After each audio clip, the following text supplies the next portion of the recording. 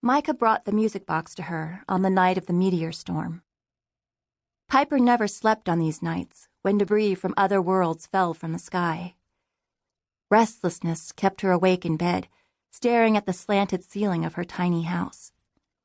She counted the widening cracks in the gray scrub pine planks, and then counted the seconds as they ticked by on the tarnished silver watch she wore around her neck. Beneath her cotton nightdress, the metal lay warm and comfortable against her skin. Micah's knock made her lose count, but the watch ticked on steadily. She pulled on a pair of her father's old boots, slung his brown coat over her nightdress, and opened the door. Wind blew a harsh breath of snow and ice crystals into her face. Piper wiped her eyes and fixed a look of annoyance on the boy huddled in the doorway. "I must be seeing things," Piper said. "This can't be Micah Howell standing at my door, dragging me out of bed in the drop dead of night. Look at me. I'm stunned stiff. I'm speechless." Micah snorted. "That'll be the day, then. Let me in, Piper, will ya?" He stomped snow off his boots. "Stinks out here, and it's so cold my teeth are cracking together." "That's your own fault for being out on a storm night. Most scrappers have the sense to stay inside." He was right, though. The air already reeked of brimstone. The storm was coming. Piper moved to let him in, then shut the door behind him. He immediately ran to the cast-iron stove to warm his hands. Piper nudged him aside and adjusted the dampers. "Hand me a log before you make yourself at home," she said.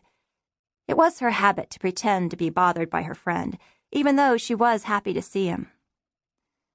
Micah handed her a piece of wood from the basket near the stove and reached into the bulky sack he had slung over his shoulder. "I brought it, just like I said I would." "That's great, kid, but I thought you were going to bring it a few hours ago. You know, before I made a comfortable nest in the middle of my bed."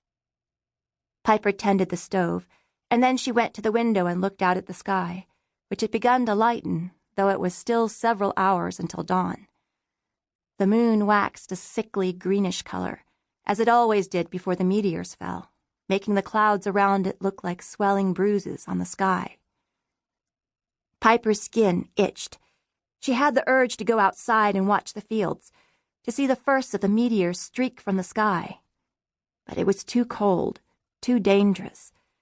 And besides, she'd promised to fix Micah's toy. A musical box. Piper rolled her eyes. Machines couldn't make proper music.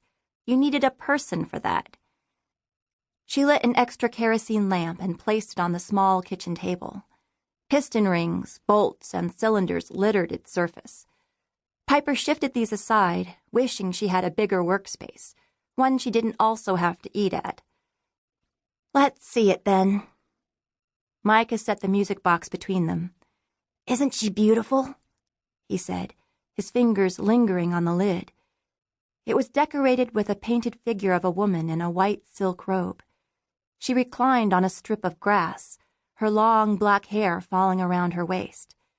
At her back grew a tree full to bursting with pink blossoms that hung over her like a veil. Whoever had made the music box was a skilled artist. Piper could practically smell the flowers, each one hand-painted in white, coral, and cerise. In a few places, the paint had cracked and faded, but those were hardly noticeable. Overall, it was an incredible piece. Micah had been lucky to find it. "But she won't sing?" Piper lifted the lid to get a look at the musical components. She'd seen contraptions like these before. A series of pins arranged on a metal cylinder struck the teeth of a steel comb, while the cylinder turned, making the tinkling notes of a song. She'd heard this type of music and had always thought the sound was a little annoying. "Did you clean the inside after you dug it out of the crater?" "Course I did." The boy was indignant. "You think I'm stupid?" Piper glanced up from the box and raised an eyebrow. "Ha ha. You watch. The coin I get from that thing will feed my family and me for a month. She'll look smart in one of those fancy mansions in Ardra. Don't you think she will, Piper?" His excitement faltered, and he looked at her anxiously. Yeah, it'll look smart. Just make sure you find a buyer with a stiff hip at the market, Piper said. They're the ones who'll be looking for these kinds of pretties. She felt the cylinder and its tiny pins. Micah had done a decent job cleaning it, but flecks of dirt still caked the comb, and something was keeping the cylinder from turning. She heard the soft, strangled notes of a song trying to play. "Why a stiff hip?" Micah asked. He had a thin face and a stubby nose that always scrunched up when he was confused. "It means he's got a lot of coin on his belt." Piper swayed back and forth in her chair like a drunk man, to illustrate what she meant. "Poor thing, he can't walk right with all that money weighing him down. You have to know what to look for, or you'll never make any decent coin." "I've sold stuff before," Micah said. "I did all right." "A handful of trinkets at most.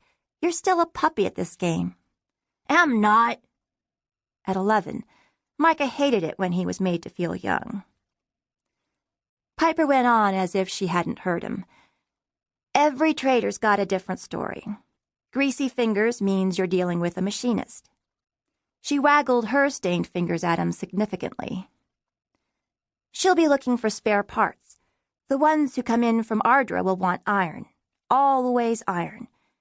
If you have books or pictures to sell, you want an archivist. Stiff hips have money to waste.